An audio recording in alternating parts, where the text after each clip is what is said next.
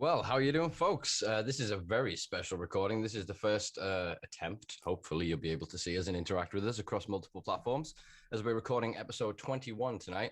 Myself and my co-host, Mr. Maka, is going to be chatting shit for the next hour or so, maybe 2 hours if you're lucky. But yeah, well, hopefully you'll be able to see us across YouTube, Facebook, and now our new Twitch channel. Hello, Twitchers. Hello, Twitches Twitchers. probably isn't the best term for it. In actual fact, I'm quite curious to see how many people are watching us at any point in time. So I'm going to see if I can pull up a viewer count. Pull up. Viewer count. Let's go Yes. and have a look at this. All right, let's see what this goes like. We're unsure as to how comments are going to appear on this, so we're going to be looking at other feeds to ensure that we can gather comments as people jump in and say hello. Oh, there you go. If you just put, I could see in the that's cool. Cool. We've got somebody That's on cool. YouTube. Yeah. Hello, Hello, people YouTube. watching us on YouTube. This is very lame, but who gives a fuck? Hey, this is all it's a learning curve. This is like 0.5.2. If you know what I mean. If people get that first episode that we did, which was very rough and raw, and it was just me and Maka trying to learn the ropes and figure out what the hell we were doing.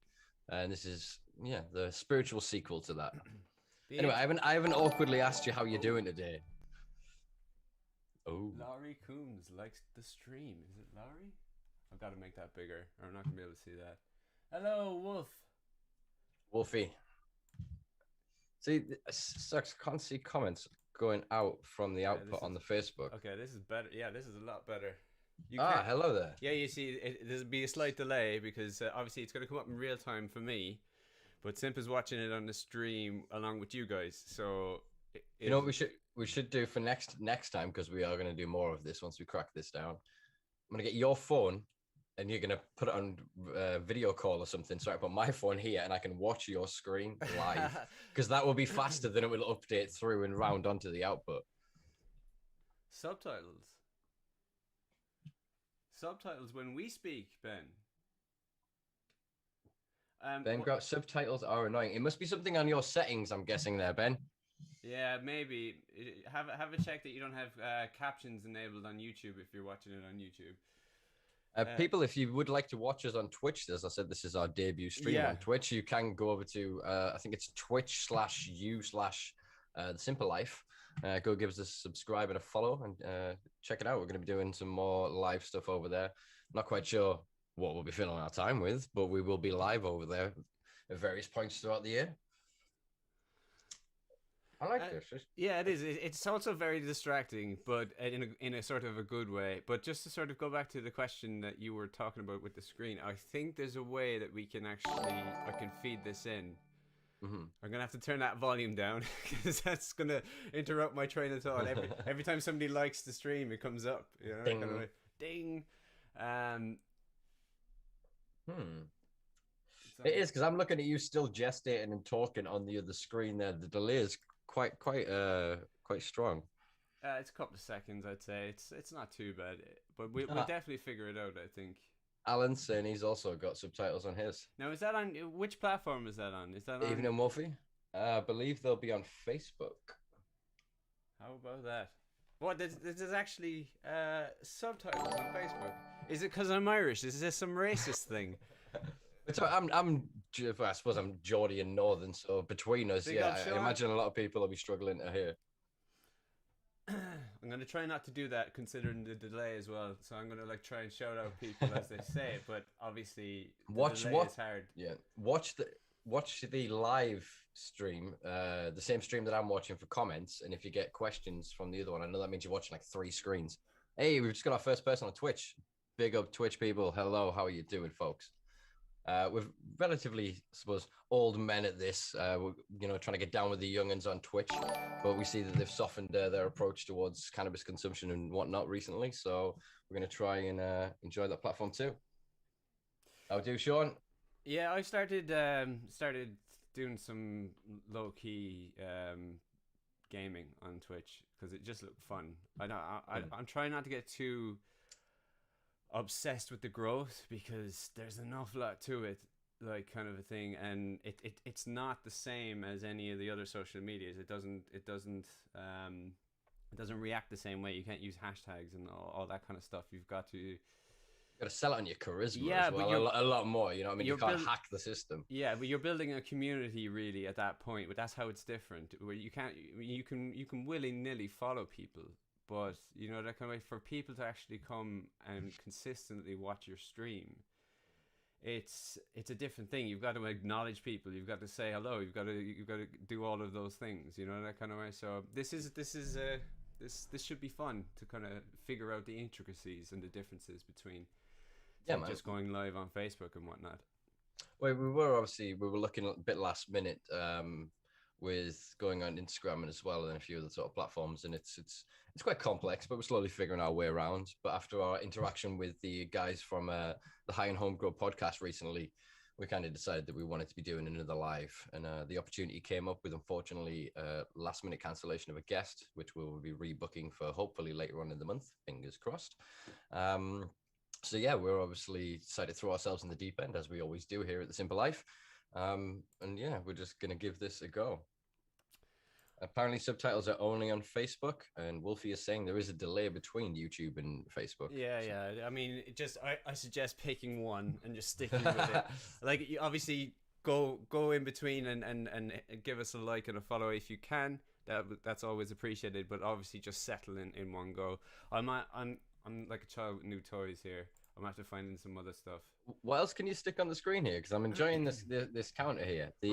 Could we make the comments bigger when they come up? Oh, yeah. Let me do that first. I was going to say, I'm struggling to read that. Shit. Hang on. Let me get rid of that for a second. Yeah, there's nothing going to be on Instagram, unfortunately.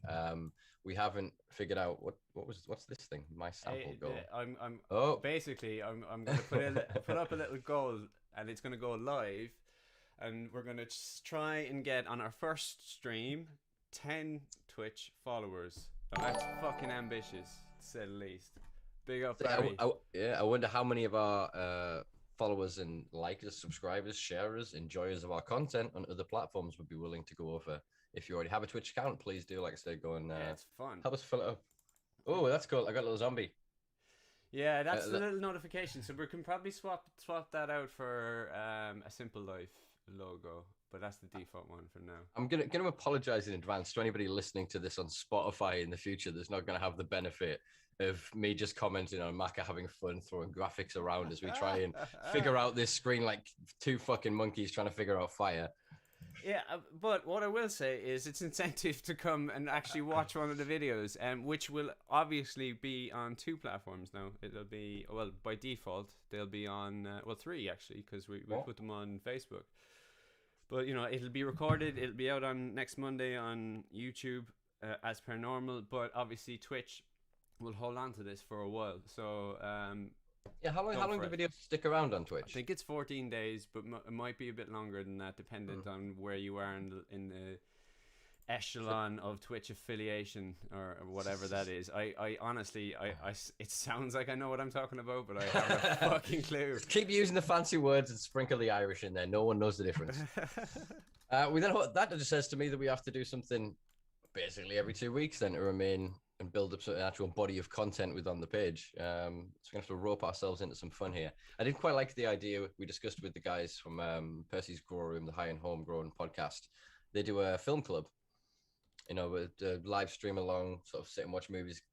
I think that's quite a good thing to potentially look at for Twitch as well as a platform. What do you guys think that's watching us live across our various platforms right now? Live on YouTube. What a treat. Evening, chaps. Evening, Chris. Evening. I'm still trying to figure out what this goal is. My sample goal. I'm sorry, I'm doing it. This is why I'm like completely. Do you expect me to live stream here for 73,346 days? Yeah, no. Basically, we now have this little fucking thing where I'm gonna put it up here. It's not a 60-day thing. I'm gonna obviously. Do you know what? Oh yeah. I'm just gonna keep berating you until you get this right. No, this is fun because basically we don't have any followers on Twitch at all. We've just started, but if anybody actually watching does follow us, this will update live if you can see it on your screen. So if you're looking at this Simpa, this follower goal is pretty self-explanatory. We have 0. If we get to 10, it fills. Fantastic. Oh, I'm excited. Evening, is it?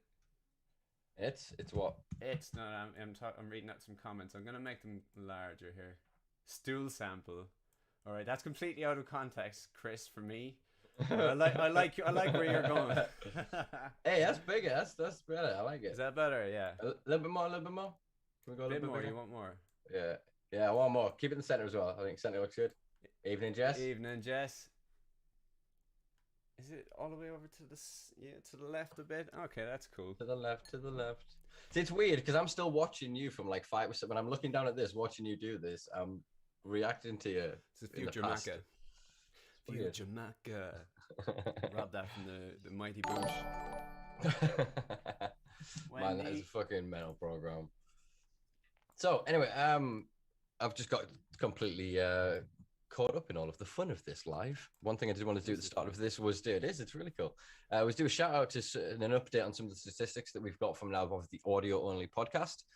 Since we did the Women of Weed episode, we've actually doubled our female listenership, which is something good to celebrate today on International Women's Day. We've just surpassed 1,100 downloads as well via Spotify, Apple, and Google. So big up everyone that's been downloading and listening. Thank you as always, guys. And we've now developed, you'll be happy to know, Macca, a 5% listener base in Ireland. 5, so that's up from 5. 1. That's up We've from 1. got up from 1. So your beratement on Twitter 4% increase is working, and we do have some Irish guests lined up soon, some Northern Irish guests as well. So that will increase. We've actually increased our listenership in Jersey. Now is 2%, a solid listener base, and we've actually got a 1% listenership in Turkey. We've gained several more randomized nations as well. Some of which I will imagine will be legit, but quite a lot of them will be VPNs. So we've developed a few listeners in Germany, Israel, Netherlands, Italy, and then we've got quite a few we've got sort of markers going off in Finland, in Mongolia, in Colombia, and I can't remember what the other one is because I can't read my handwriting at this angle. Mongolia, fucking shout out, respect. Yeah, Mongolia was one of the first ones that came up, though, as an oddity, and it's been consistent. So either we do have a listener out there, or it is a VPN that just keeps triggering through the same way. A consistent VPN. Yeah, hell of a consistent VPN. Okay, so this is cool. So I can see on my side, and we've got to figure this out. They don't disappear. The comments don't disappear for me, so I can see everything come through at once. So all the Facebook stuff. It's predominantly Facebook. But yeah, it's quite cool. Evening, Barry. Didn't you say hello, Barry, like 10 minutes ago? It's just appeared on the screen over here. What? It is. It's really cool. Like the list of the listeners on our podcast is so cool. Our diversity in age as well. We've actually now peaked. We've now got 2% in the over 60s. Shout out to my over 60s. VPN man. It's like the lamest superhero ever. But it needs to be a relevant superhero because, as I was mentioning before the recording of this, I've been sat here doing shit for the past couple of hours on YouTube. You know, it's sidebars. And it ended up on a random interview with this that Harvard professor, I can't even say her name, Shoshana Zabufo, and she wrote that book, The Age of Surveillance Capitalism. And we were talking about this before we started, about sort of how Google Earth was originally sort of based off the back of a project that was funded by the CIA initially, and how the what we've considered to be sort of excess data has now become more valuable than oil and gold. So actually it'd be a very relevant time to have somebody like VPN man going around protecting people so that they can actually stop having their data used against them or weaponized against them. I see what you did there. All right. See, I went around and back. Yeah. I went around and back. Leads into another conversation that I don't know if you want to have now, but we've had it as a topic for quite a while. The superhero analogy. Yeah, I was literally about to, very smoothly for me, segue into that, and then I got distracted by a comment coming up. Yeah, so Wolfie saying that there's a 10-second plus delay between comments in Facebook and then them showing up as subtitles. Oh, right. So hang on, we're not actually. Are we actually talking about subtitles here, or are we talking about just the comments appearing? Oh, captions. So it is. I'm so fucking confused. Sorry. It's weird because I don't have captions, or I'm watching my screen here is via the Simpa Life Facebook page, Yeah, I'm and I actually gonna. don't have captions. Yeah, I'm gonna have a look and see as well because obviously, if it's annoying, I want to Yeah. sort this out. Oh, 2 viewers on Twitch, Oh, hey, two whole viewers on Twitch. nice. Hello, Twitch folks. Well, brand new to your platform. Just because you've joined, yes, I have loads of words. I'll put that on the back burner for a second. But yeah, just to go back to what you were saying about about the previous conversation, which was superheroes. What was the actual prose that I put to you? Do you remember? The question that you posed after I think a 2.5 hour long recording of a podcast was can superhero movies and stories be read as an analogy for prohibition? Oh yeah, the failure of the war on drugs and stuff. Yeah. I was thinking about that, right? So basically, if you think about it, right, take any superhero that you may have idolized as a child. An easy one for me is Superman, right? There's countless stories, of course there is, yeah, but it never comes to a resolution. Do you know what I mean? Superheroes don't actually solve anything. Think about it. There's always another bad guy, right? Just as it would be for, say, prohibition, say, right? Oh, we need to crack down on the war on drugs. We need to go and attack, arrest all of these people, clean them up off of the streets. For what? For the next episode to happen in the superhero analogy. Do you know what I mean? For somebody else to just pop in and do the same fucking thing. So yeah, I think they could be some sort of contextual relatability and on a subliminal level, I guess. Do you know what I mean? That could be an interesting. I don't know. What do you think? I think there's a lot to explore within it. Sort of the perpetuation of the narrative. It's kind of like Tom and Jerry sort of episode-esque in the narrative almost doesn't matter. What matters is the archetype, the structure of it. Do you know what I mean? And then as the viewer, I think there's something to the idea of it almost indoctrinating us into the idea that authority is somehow deserving of excessive power and to be able to wield that power on us because of it has it. Do you know what I mean? That it's entitled to do it because of it. There's then another sort of point of it, which is, I think something we briefly touched on that night when you asked us the question, and it's been a while since obviously we've been meaning to discuss this, was say someone like the Joker or those kind of villains that are then created through an exposure to something happens to them. They have these terrible lives, and then there's this terrible event, and then all of a sudden they become bad people, and every action that they engage in is bad. And then so the good guy, who is good by the nature of being good, can commit bad, as in violence and whatever else, onto that person because the nature of that person makes them bad. And so that could then be read as an analogy for then if they are a drug user or a drug consumer, they then become evil. They become the bad, which is the opposite to the good, which we're supposed to root for. Therefore, you kind of go, that they deserve to have the shit kicked out of them. So when you watch Batman knock like 15 dudes who were just paid their minimum fucking wage, trying to get some money together, you know what I mean, to keep the fucking meals on the table for the kids. You know, Gotham's a harsh place. Rent is high, crime is fucking high. You know what I mean? So they're taking the jobs that are available. You know, it comes with a shit pension. They've got very little healthcare, and this masked vigilante falls out of the fucking sky and goes, "You work with this dude, and you're associated to this thing that I don't like, so therefore I'm allowed to commit violence to you."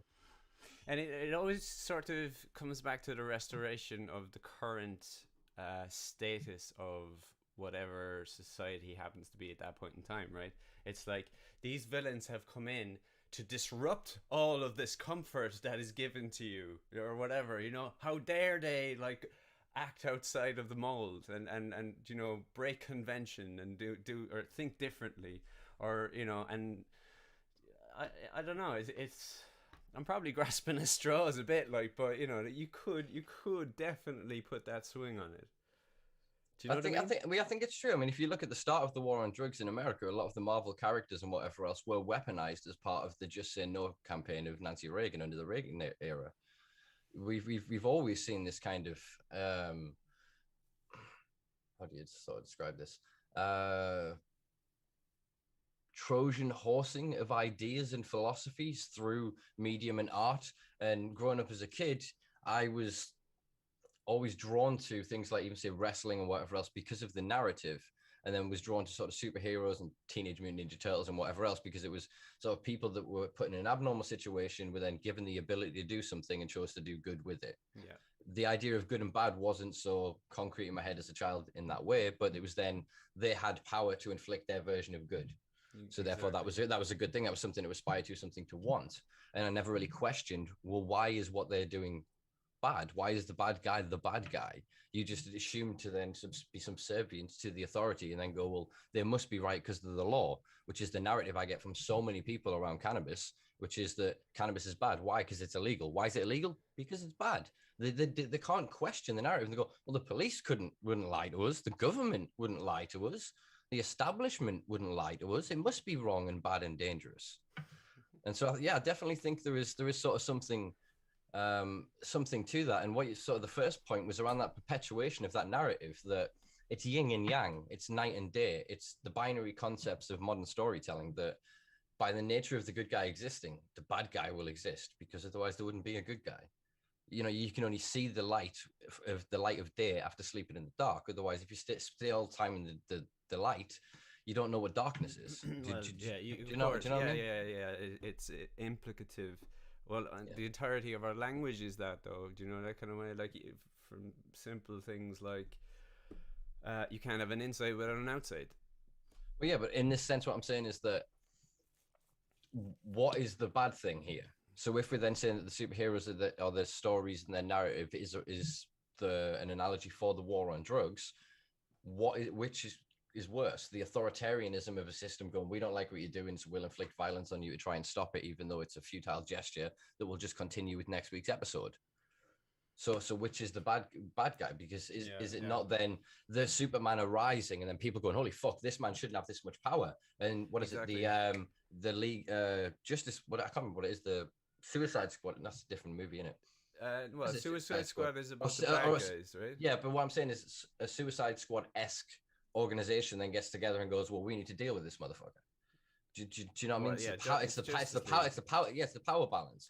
So anytime that this arises within this narrative, the people will then naturally rise to it. So I think the harder that prohibition goes in, the Superman, as it were, of prohibition, because of that, it's meeting an opposition of the people that are fighting the war on drugs.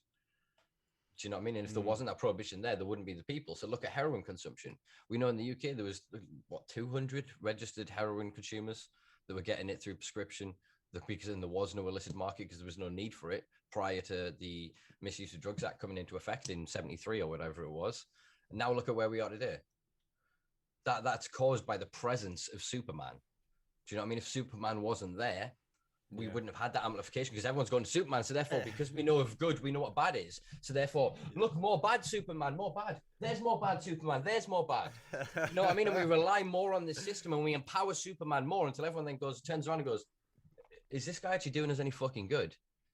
Do you know what I mean? And that's what's kind of happened. So that's the analogy of what I'm drawing as a similarity is the more we empower the war on drugs, we empower that Ubermensch in the fucking Nietzschean sort of way of describing it, or the godlike, demigod-like figure of authoritarianism, and we empower it to rule our lives and make decisions. It's like, we can't be bothered, or they're better than us by their nature, by their hierarchy or hereditary or any of that bullshit. It is, yeah. No, I mean, for anybody joining us just now, I've just seen the numbers go up. Basically, we haven't just blamed Superman for everything. There is some further context to it. So please, if you're just joining us now, do go back eventually and watch the start of that. Just a couple of shout outs, obviously. So, Evening, David. Little Wolf, Sally, David. How's it going? Thanks for joining us. I'm probably really fucking loud. But go on. Go ahead. I was going to say, does anyone have any questions for us since we're live? This is one of the things you very rarely get to do in this new modern format that we're playing at. So if you do have any questions that you've been dying to ask us over the past 20 odd episodes, please do drop them on one of the comment sections below wherever you are viewing this currently. It's nice to see that we do have viewers across all 3 platforms currently. Yeah, that's Still, cool. still haven't hit 1 subscriber on Twitch yet. So No. hello, person on Twitch that's currently watching us. I don't know where your button is on your screen, but I'm sure if you minimize it right now and you click on your little subscribe thing, and I will be forever ever grateful. Forever grateful. I want us to get at least, if we can get 1 subscriber. You've aimed very high with 10 here, Maka. I'm gonna go more realistic and go for 1. If we can hit 1, I'll be happy. I was saying that at the start. It is very it's a large number, especially for Twitch. It doesn't seem so large, you know. Like in a way, you could get 10 likes on fucking Instagram, no problem, whatever. Anything happening for 420? No, unfortunately not. Speaking of a lot of the other clubs and a lot of the other organizations, we're still going to be under the 6-person rule.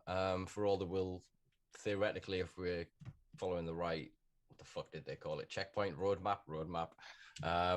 Then we should theoretically be able to do events from June. But 420, no one's really planning anything. I think there might be spontaneous sort of things where people get together in their own groups, but I don't know of any organized events by any of the main sort of players, clubs, or organizations that would previously put on those kind of events. It's looking like Green Pride have said that they're not going to be putting an event this year. Boroughfest are looking to put on an event at some point that's a bit smaller and a bit more controlled. Product Earth are looking to go ahead at the end of August. You've got Paradise Gardens, urban sort of, what have they described it? Urban lifestyle hydroponic road show or expo. One of them, Expo, I believe. Obviously, DCCC are looking to put on an event probably in July, August sort of time. I know Bournemouth are looking to put on an event as well. Hampshire are looking to put on their event on the 1st of August, which would be their 9th year, I think. Should have been their 10th, but obviously we didn't get any events last year because of COVID. But yeah, I mean, let's just smoke where we are, folks. Let's enjoy 420 in our hearts.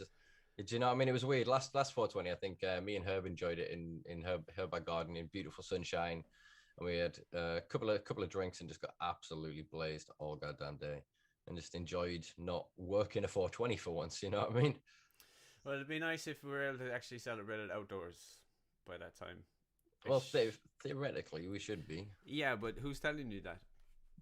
But that's on Boris's roadmap. If we follow those, Boris's roadmap. Like, what has he given? Seriously, what fucking reassurances has he given you in recent history that would make you fucking believe a single fucking word that comes out of his mouth?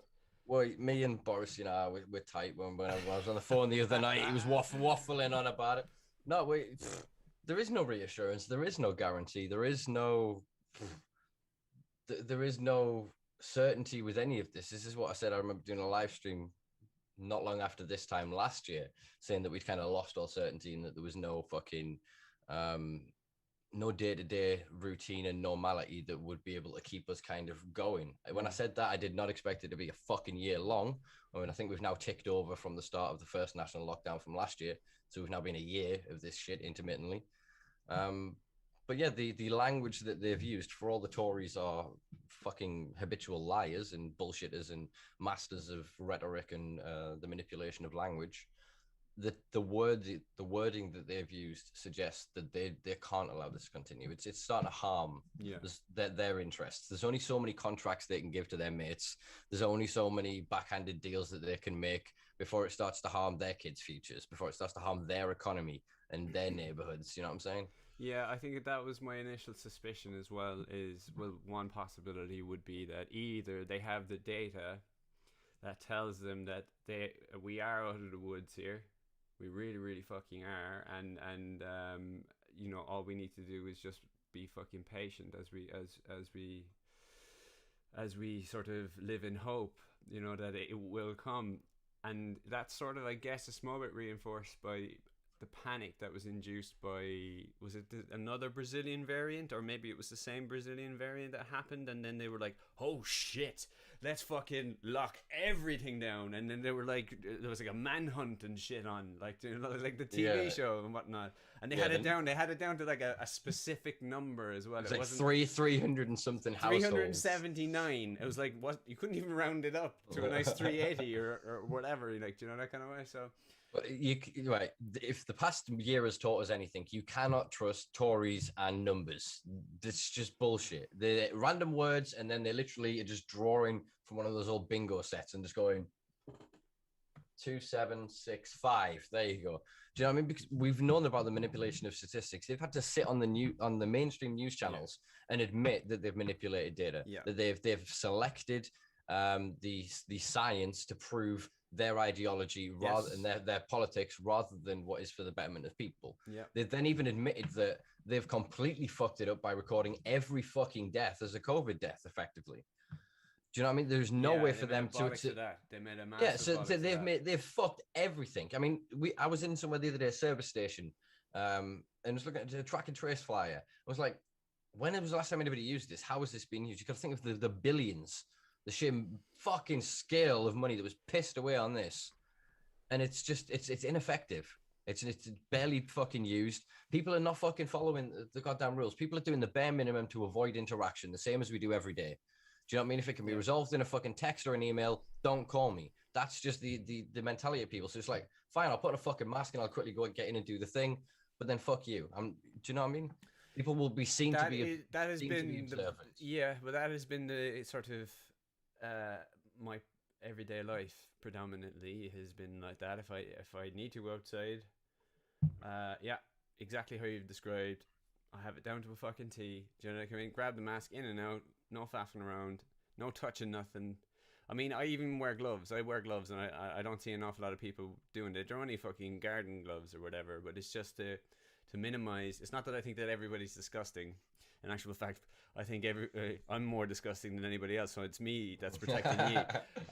But it's not because of that. It's more of a case of I don't like to unconsciously think about unconsciously touching something that, you know, and then putting it to my mouth or to my nose, and that just minimizes that. And I still wash my hands when I come back. Now, I mean, that isn't something I obsess about by any stretch.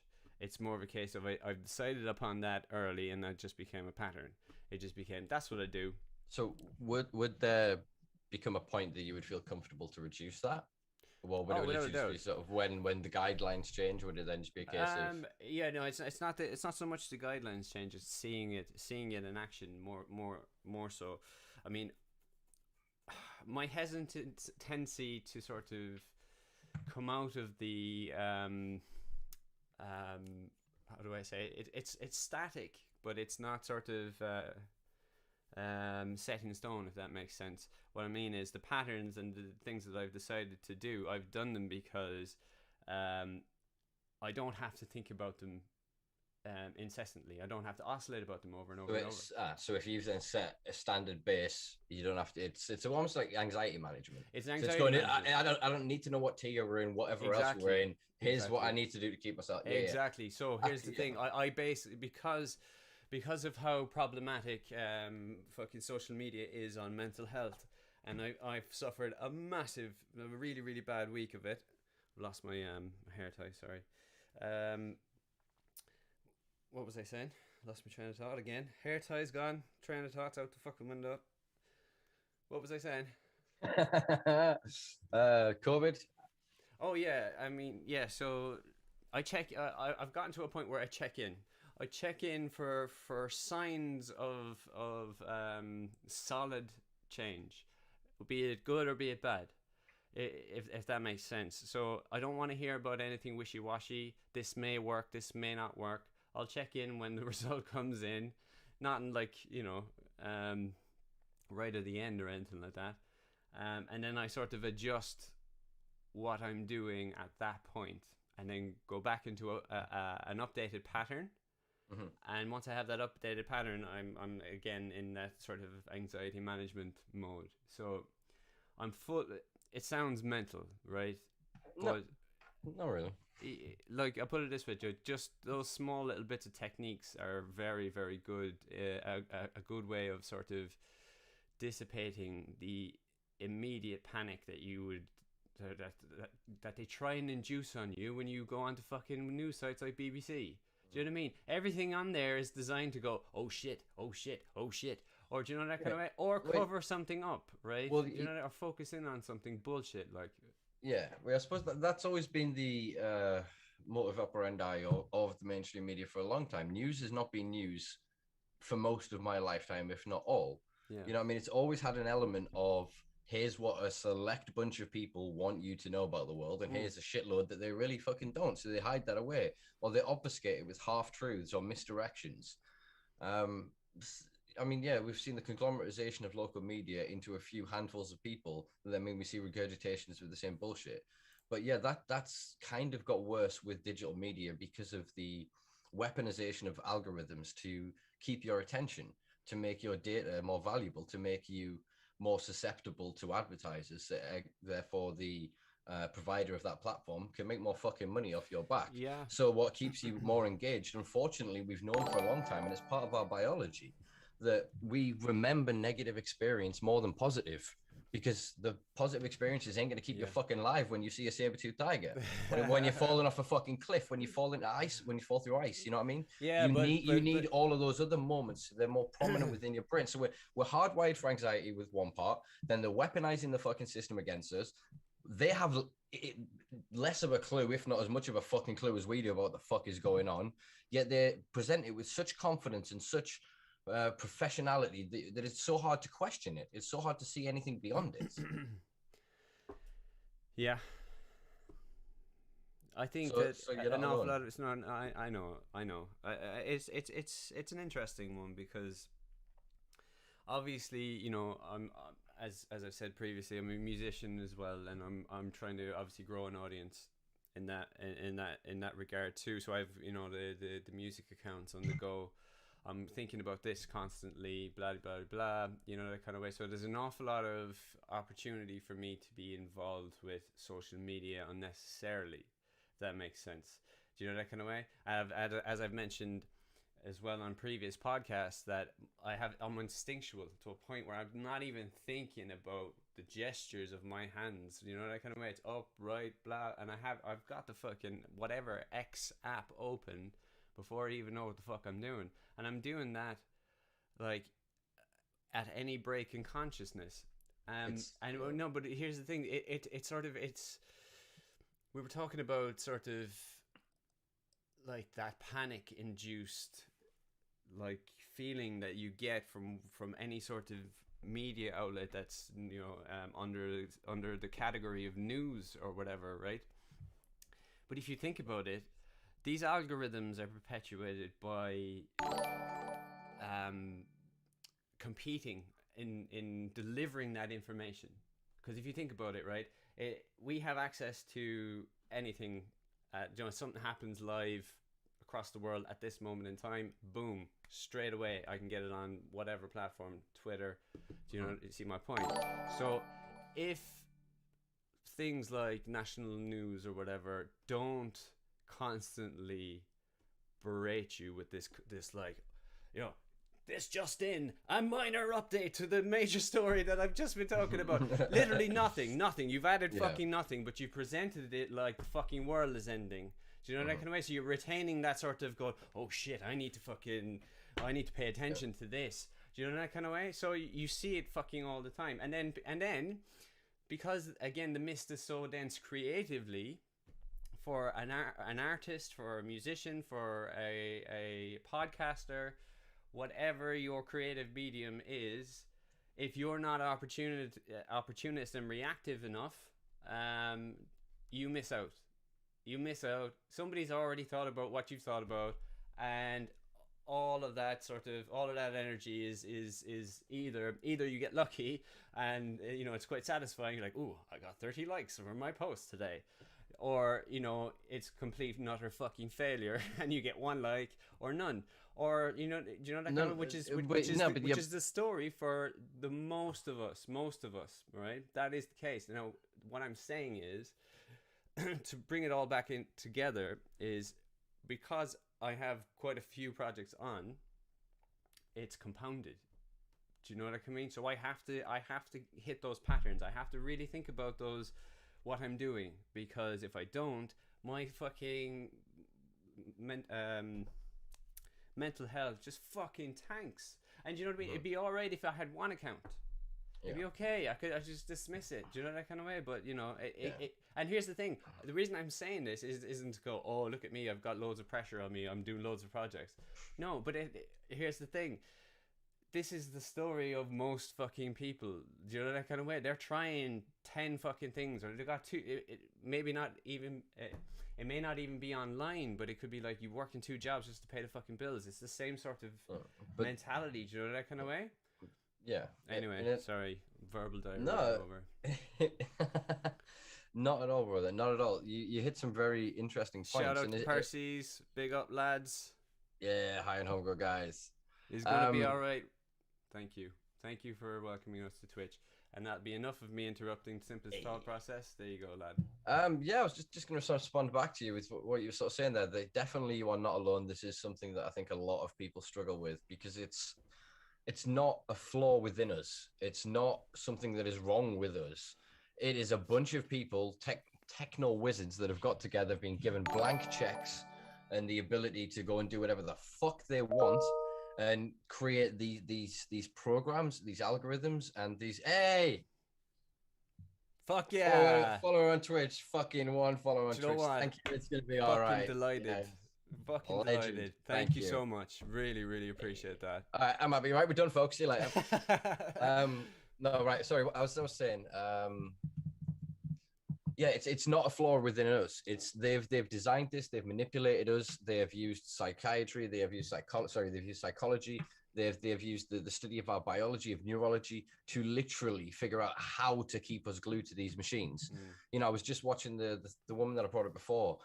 She talks about the manipulation of us to commit to behaviors and acts that we otherwise wouldn't, and it's through tiny individual little prompts. And it's through what seemingly benign tactics that then completely alter who we are. We see a post and then go, oh, do I want to be friends with that kind of person? Do you know what I mean? So you question the relationships around you. You question your connections, not based on anything that's actually relevant, but based on the metadata and the best guess of an algorithm.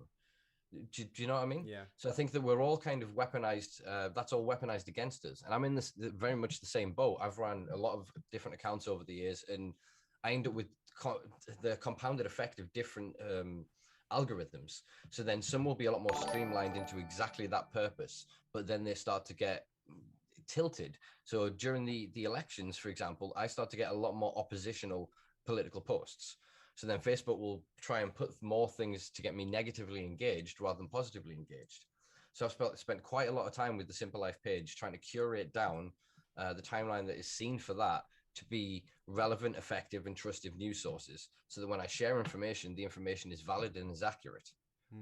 But even then, a lot of shit gets through. So exactly what you said about having to be guarded and having to be aware is incredibly difficult. Do you know what I mean? To actually have to constantly be in that mindful state of what is this? What is the purpose of it? Why is it here? It's so easy to just boom through a news story and miss the tiny sponsored ad, or to miss whatever it is, the context of what this story really is, or to miss the fact that it's from 5 years ago. You see all the time of stories with a headline that matches somebody's outrage 5 years down the line, gets regurgitated and shared around. I've been a victim of doing that myself, but it's because it's so hard to not give you full attention to this. It's so easy to just kind of go, oh, well, I half agree with that. I'll do, boom, without checking the news source, without checking the other material, without understanding what it is that you're putting out there. Because now more than ever, we've always been accountable to our word. But the thing with social media is that you're accountable for everything that you put out. You're an ambassador for your own sort of worldview, for your own philosophy. Do you know what I mean? And you either, as Malcolm X said, you stand for something or you fall for anything. And I think far too many people are willing to fall for anything, and because they'll then curate their own reality through the curation and the removal of content that they don't like, they'll end up with a very narrowed worldview, and that then keeps us all in these isolated things, thinking we're all connecting when we're not. And it's the same thing with when we're using the same words and the same, believing we're communicating in the same language, but we're not. The definitions are different. The implication of the terms or the usage is different. So we end up arguing over trivial bullshit when actually we agree on most things. Do you know what I mean? Yeah. I like to call that dilution. Like I don't think it's a coined term, but you've probably heard me say that quite a few times. Is like if you think about it, like Ribena concentrate or my wadi or whatever, that's the issue. Do you know that kind of way? And that fills, so to say, this glass here. Mhm. The more fucking nonsense that I put in that's related to the issue, so it's within the glass, right? Say an act like consuming the liquid in that glass becomes fucking tenfold more problematic. You've got an awful lot more to deal with. Do you know that kind of way? Obviously, I'm being very loose and pulling the shit out of my arse. But I think it works. Do you see what I'm saying? I can visualize it. Yeah, I mean, if you're say at the bottom of this fucking glass and you're driving, say, the drying process of the liquid that's in there, and then people are up top looking over you, kind of a thing, going, I'm gonna pour some shit over here to fuck you up. Then yeah, everybody within the fucking at the bottom of the glass, I realize I'm not holding it up anymore. Not that this makes any fucking difference whatsoever. But everybody that's at the bottom of the glass trying to sort the fucking drying issue out, getting constantly fucking poured on from above, they start fucking arguing with each other, going, "You're not fucking doing that right. I am fucking doing it right." You can see it happening. You can just fucking see it happening. Yeah. It was a really shit analogy, I think. But I'll tell you what, I'm going to Right, so I'm actually going to do something that we've never done on this. I'm going to go to the toilet. I'll see you in a second. Oh, I'm going to be left alone. Leave you by yourself. Oh, well, I will tell our listeners if you're not going to stick around and listen. So what Mac has basically loosely just described there is something called the emotional bucket, which is if you imagine that we all have a bucket that's got say it's empty and at birth, and then your trauma, your experiences, and any negative or detrimental events in your life can then start to fill the bucket. So then if you imagine that as say concrete in the bottom that then sets, it reduces the amount of space that you've then got for then normal day-to-day stress. So the more of these compounded events that you have in your life, the less space you will have in your emotional bucket.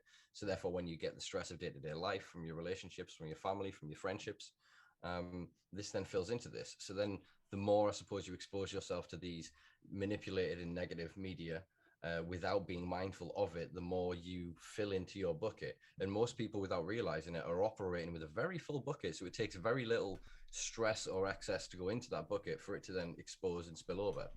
But I mean, sticking with that analogy, one of the important things to remember there is that concrete, that hard shit at the bottom, that's removable. It takes therapy, it takes work, and it takes a hell of a lot of bravery and fortitude to sit with yourself and to understand what that is, why that is, and how it is, and to process the emotion that you have quite often spent a lifetime running from or suppressing through drugs or drugs and alcohol abuse, or through sort of risky behavior, or just flat out avoidance and emotional sort of numbing and just not living, not casting a light to it.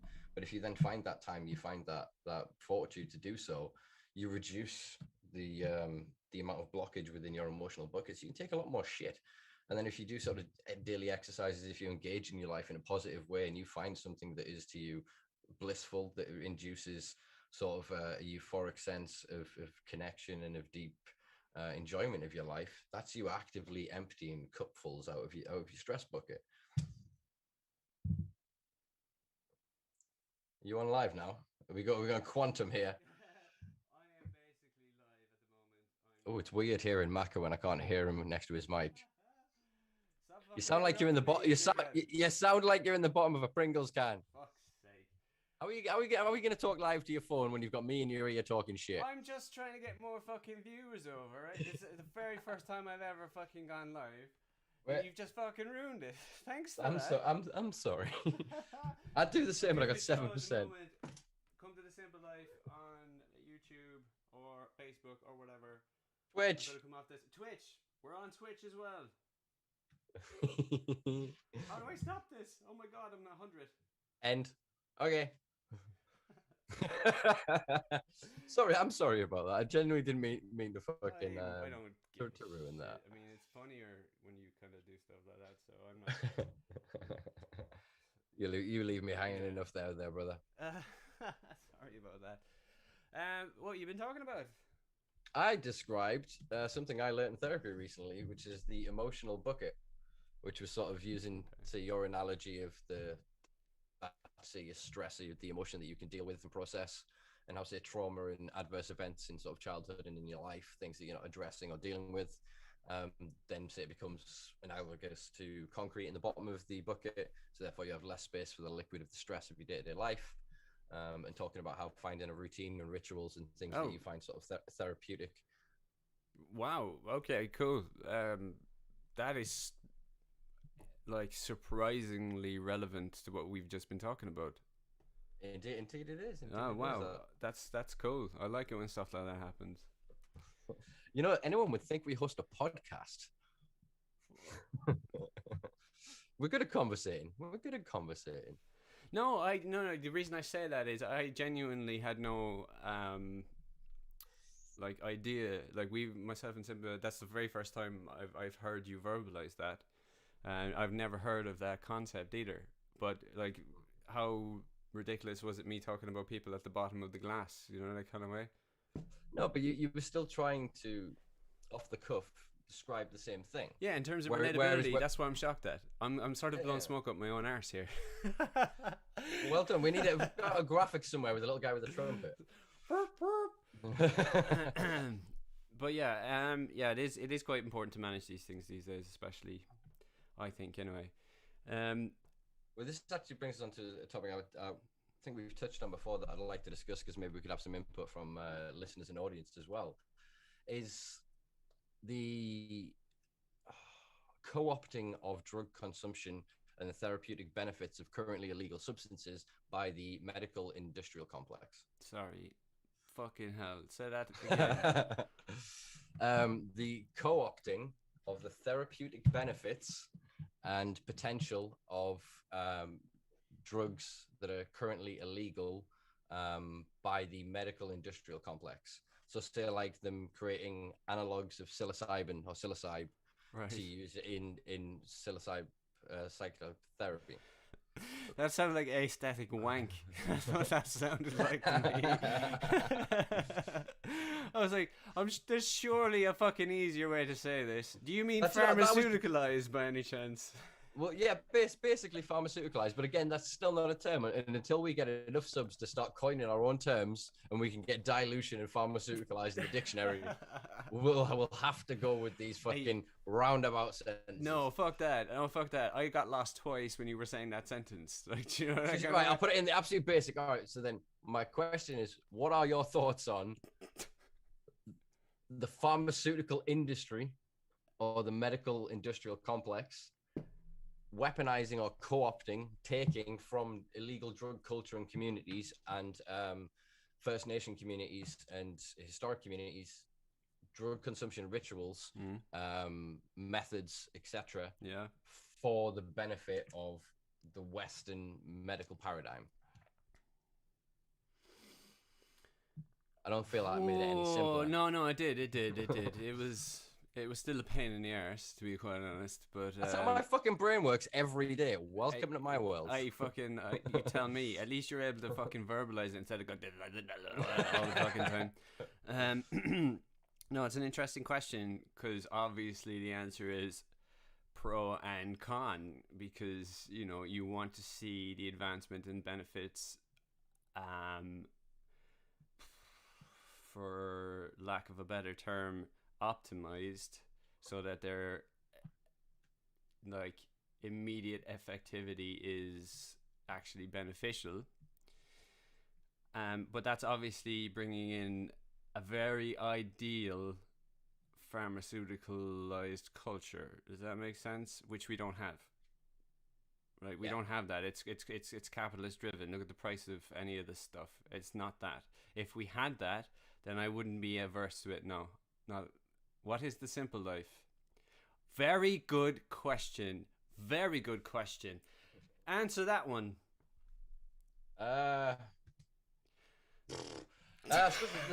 simple life is the chronicles of the madness that is my existence. I can't quite quantify my reality. I can't quite deal with the bullshit that I see within the laws and the systems that seek to govern and own my life. So I've decided to publicly chastise that system and attack it through the creation of blogs, podcasts, all sorts of articles and mediums, by public speaking, by attending events, by organizing events, by protesting, by being active in whatever which way I can to inform and create better discussions and debates within the community, man. And confuse people with very large words. That's what he does. No, see, I've had this conversation. I've had a You couple have. of. I'm fucking I've had a winding you up. Will you chill no, the fuck but out? listen, I've had a couple of disagreements with a few people recently because I use archaic words, and I have no idea where this has come from. But in a lot of my sentences, the terms that I am using are not actually used in modern English. They are from the turn of the 19th and 20th century. And again, I don't know where I've got a lot of these. Probably from digesting countless textbooks that are written about that time, you know, or haven't been fucking culled. But the thing is that the words are so specific and precise. The reason that I'll try to use it, or I'll always want to use the words that best describe it, is because it best describes it. Do you know what I mean? No, it's a self-reinforcing statement. I get that, but ultimately the point is that if I know a word that describes it best, I don't want to dilute my sentence to that point. Unfortunately, yes, it can be a turn-off to some listeners and to some readers of my work. But what I try to do is produce an output of, say, a blog now for the simpalife.com. Shout out to simpalife.com. Seamless plug. Figure out a way of putting this up. I'm sure you'll figure it out on there. I'll type away back there.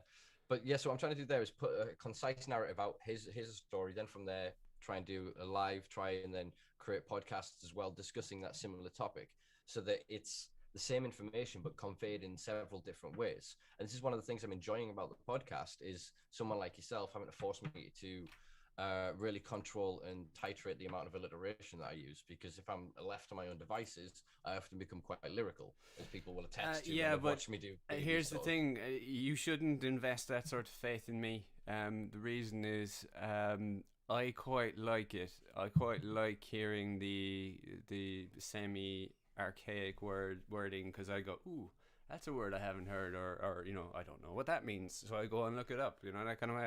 I quite like it. And if that's the way you talk naturally, that's the way you talk naturally, right? Don't fucking think of that as a negative in your sort of persona. However, here's something that I've learned through work, and I subscribe to this. A very, very intelligent man that I used to work with once said to me, when dealing with somebody else that's outside of your field, and there's a frustration or a build-up, or you know, people are pushing back or whatever, or they don't get it, right?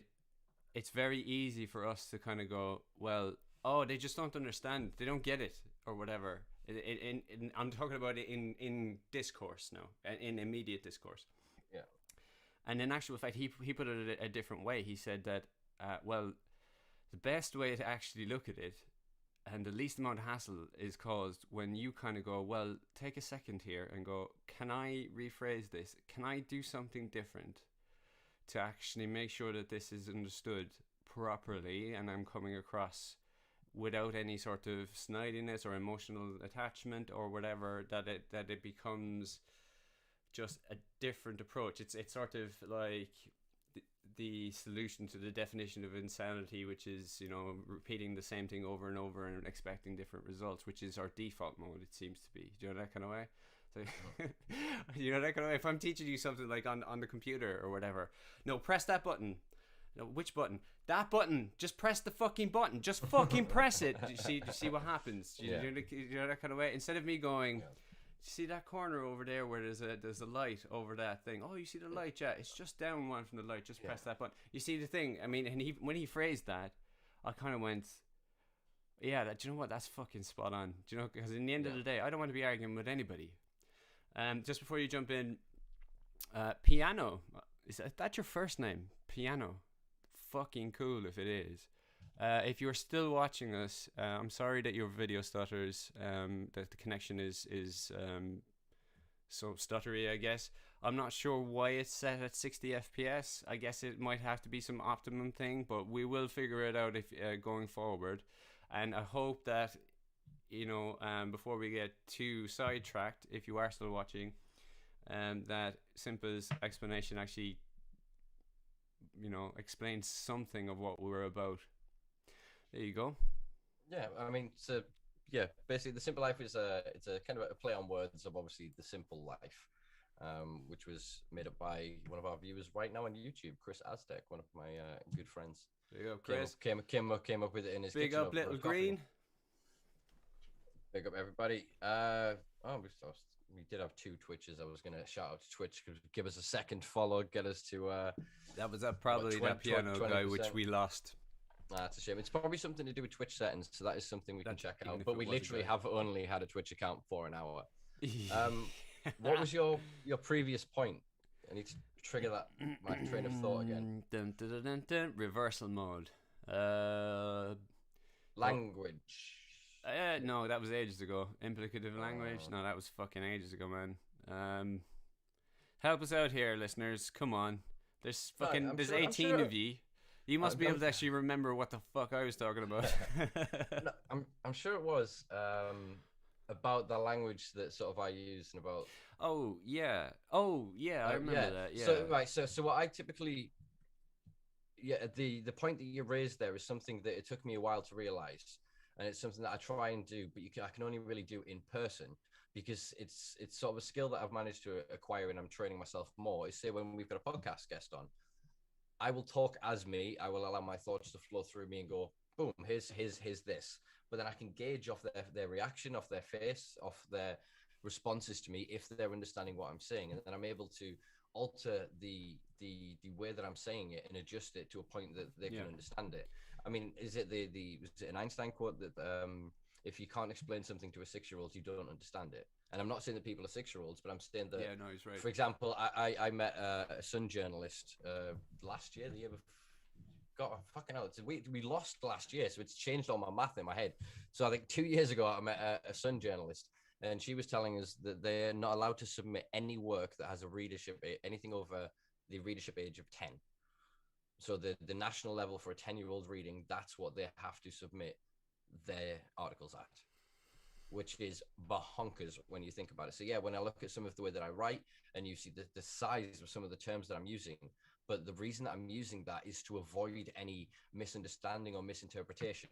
So especially in my written work, I will always try and make it very narrow. Do you know what I mean? So that the person reading it will read it as I've written it. Whereas if you use quite ambiguous or loose terms, or if I'm very general with what I'm speaking, with what I'm writing, the reader will then put more of their interpretation on it. So this is why I've started hyphenating a lot of words, and I've started to italize, like turn into italic, some terms as well, as a way of kind of showing almost a dislike of the terms, almost like a disgust for them, but using them in actual terms. So medical cannabis, for example. Yeah. Do you know what I mean? Whereas if I would then keep talking around the language that way, it continues to dilute the argument.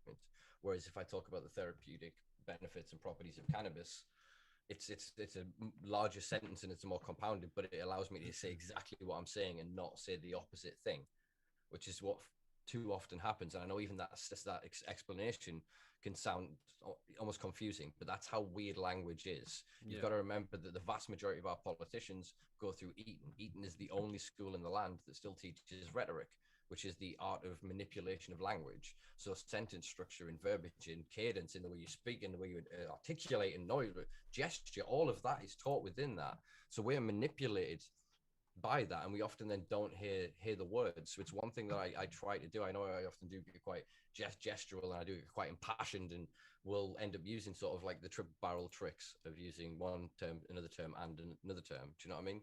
There are certain ways that you can phrase things that will make it more engaging.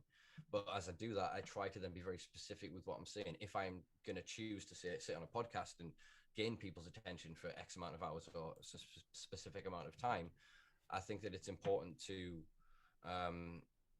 really be honest with what I'm saying. And the best way I can be honest is to use the exact term of it. So if somebody comes at me going, oh, this, and this, what I've said is solid. Do you know what I mean? It's their interpretation. And then that's where I then find that, okay, I can engage with you and explain it better in one-to-one. But if I tried to go for like a broad spectrum, lowest common denominator, I feel that I would miss a lot of the audience that really, I was going to say gets me. That's not what I mean, but like really engages with me most. Well, It depends, man. It depends, because you can go all day with that. You can go all the way down to ensuring that every every word is selected so that the context is 100% sound, and then you get to a point where somebody could read it and still not fucking get it and still take it up the wrong way. That's not on you. That is not on you. That is on their unique interpretation. You know what I mean? You're never going to be able to fucking control that, not fully. So, I mean, it's chasing. While I agree with the methodology, of course, it's important to do that. It's important to not be obsessed with that either. So if you can say something, if you can combine the two, in actual fact, I think that's probably the best effective model, because not only do you not scare people away, naturally, because, you know, I used to be like that. I used to go pick up a book or whatever, go, oh, I should read this, you know, be lost in a paragraph, you know, because I've missed 7 words or whatever, and I haven't a fucking clue what they're talking about, and I feel semi emasculated at that point, to a point, you know, subliminally so a point where I'll just go, oh, fuck this, I'm gonna go and do something else. And, you know, I had to make that sort of conscious decision to actually go, hold on a sec, slow the fuck down. Whoa. Who has told you that you need to fucking, you know, fully process every morsel of that in immediacy? You know, that kind of way? Because that's where that sort of like, that sort of negative feeling comes from. Do you know that kind of way? Because you're kind of going, oh, I'm stupid then. It's school. It's school. It's that school thinking, and so it's in there. We lose our curiosity. We lose our interest in reading and finding new things. So I was the same for many fucking years. It wasn't until, that I really started again with LSD and doing sort of my own sort of created therapies, as it were, like going out and camping for a few days, you know, fasting, taking entheogenic compounds, and trying to face my trauma and understand myself, that I then got this curiosity again. So then when I started picking up books, like, this is actually probably where I picked up quite a lot of my archaic language, when I started reading things like Aldous Huxley. It would take me fucking an hour to read 4 pages, because exactly that, I'm having to Google 17 times, what does this word mean? What is this? But then when I learn it, my brain then goes, oh, and it's like a power thing, and you're like, ooh, I know something new, yeah. And then it's literally for like 18 months after, just waiting for somebody to say something. Like, I know the term here for this. Yeah, I can't help it, and that's just, maybe that's quite an egoic pursuit in some ways. But it's a betterment of myself. It's a pursuit of something. It's something that I can go, and especially it's incredibly important to me as an adult that was a child that was rather abused and neglected and cast around the system, is to be listened to and to be able to articulate in a way that my words have meaning, that I can stand in front of somebody, say I am feeling, or I am experiencing, or I have witnessed, or whatever, the world in this way, and convey that to another human being through the filter of myself. And to me, that is one of the most important things of being who I am as a person, is to have that ability. So if I can have that broad spectrum approach of being able to speak in, I suppose, academic senses and use exact correct nomenclature all the time for everything, and that shows me up here. But what I'm developing now is the spectrum. So what I'm trying to do is with my writing, is to stick more up this end, because I feel that's more of the audience that are most receptive to it. Whereas then when I do the lives, the podcasts, when I speak to people at events, fingers crossed when they come back, touch wood, again, I titrate my terminology and my usage of words, my vocabulary, down to a point where within a few sentences, you can understand by the words that other people use how they generally speak. And obviously, I'm not looking to be so professional, as it were, or trying to present a certain way when I'm just communicating with a person one-on-one, which I feel is often as well one of the ways that can be most impactful. I mean, I've stood on stage, I've spoken in front of hundreds, if not 1,000 plus people in some places. I've traveled all over the place. I've written articles for magazines, God knows how many blogs and whatever else. But I still feel the most meaningful impact that I can have is the one-on-one connections with people, especially the people that seek me out, that somehow we collide at an event, that like, oh, I've followed your work for ages, etc. And what, like me? Yeah, exactly. And they can have a meaningful connection. I stalked Simpa for weeks. I didn't. That then leads to like a podcast or something else. But do you know what I mean? It allows you to be open to that and curious to it. And I think what you were saying before about feeling sort of emasculated or whatever else is, again something that's trained into us, and it's Yeah, it perpetuated is. by the algorithms on Yeah. social media. And it's Uh, interesting because I mean, Instagram are looking at removing likes, like removing the number of likes being yeah. Well, displayed. they should. They should. Yeah, and then in doing that, it removes that comparison, Yeah. and I think that then allows you to be more expressive as you. So yeah, you'll still have your followers, etc., but you wouldn't then deem yourself a failure if you only got one like or a Yeah. success for 30. Do you know what I mean? You wouldn't Yeah. have that mechanism in your head. It's interesting. Like, I gave up this game a long time ago. I got obsessed at one point. Me and one of my friends, before I started all of this stuff, we almost became quite competitive over Instagram, and we would find out ways to manipulate the algorithm or whatever else, just to be like, I got 400 likes on this picture of a tree. You know what I mean? Just it was just one of those weird competitive things that you kind of do. You know what I mean? Yeah. But that kind of I played that game, and it didn't seem gratifying. It was taking up more of my time. Whereas now I feel that I can use social media to be more genuine and output what I want to output, and take in from it what I want to input into my consciousness. I'm titrating my usage of this a hell of a lot more than I ever have before. Before I was just like absorbed by all of this, taking everything in and trying to discern. Yeah. Whereas now I can dedicate basically office hours, 9 to 5 most days during the week, to just deliberately working and this, putting myself in that mindset of being mindful of what I'm absorbing, not letting it affect me emotionally, but it then still use my emotions to empower me through this, to keep me impassioned and motivated to do what I do. I think that's an incredibly hard thing to learn, and even harder to maintain, because I don't do it all the time.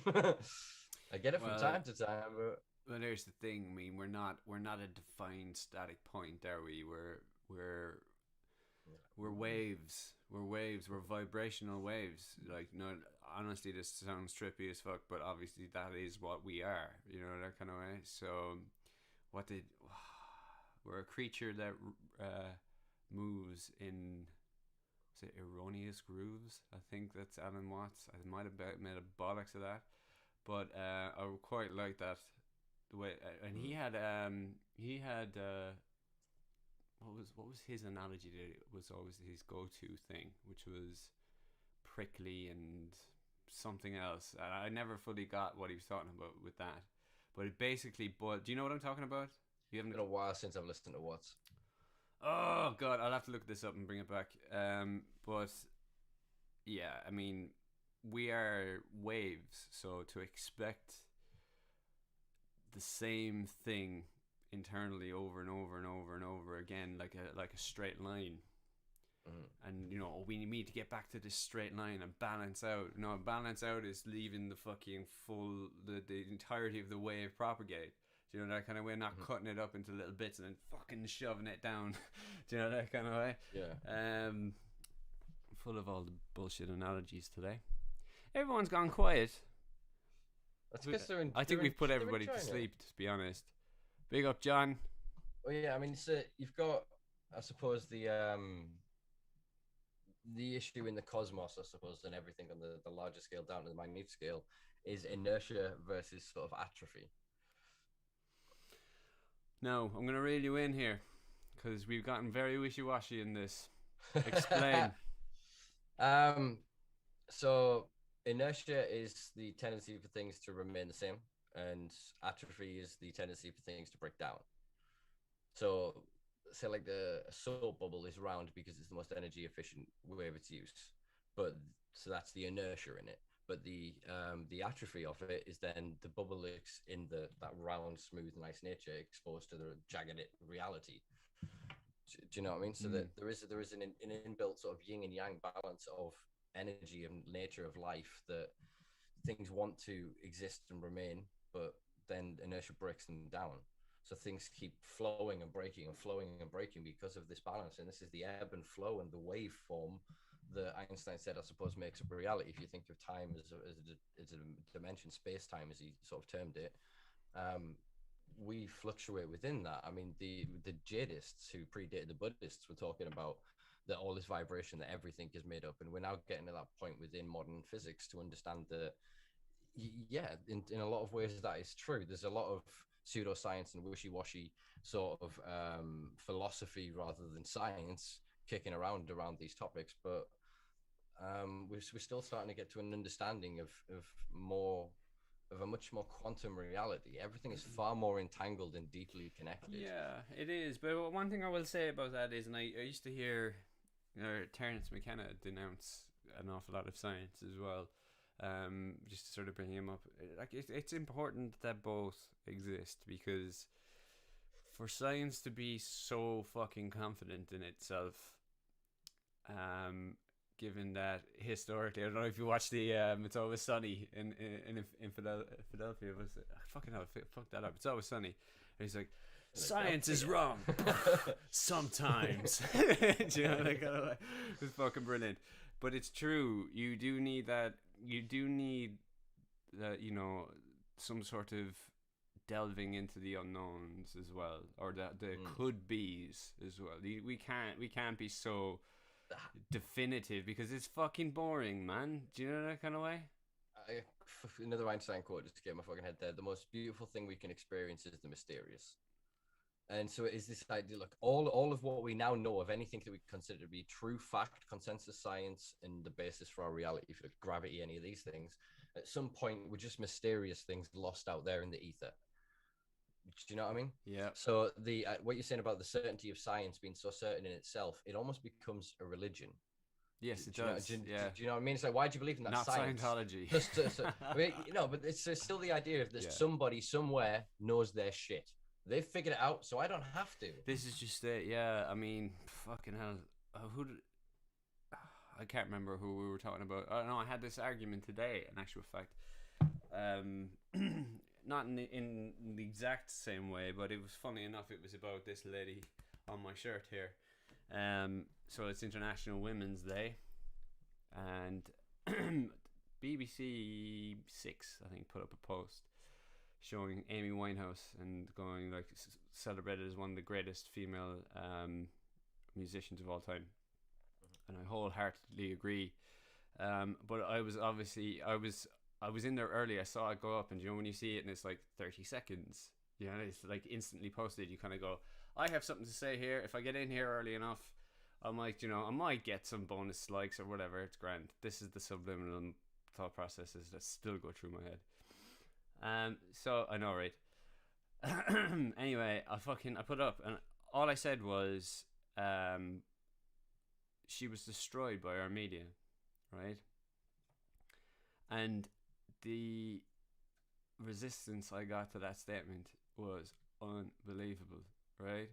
If any of you are new to the show, we've done quite a few podcasts about addiction, recovery, this kind of stuff, you know, that kind of way. And it was all relevant, obviously, because of the way that she died. And people were arguing that the stigmatization of her by the media wasn't the problem. The problem was her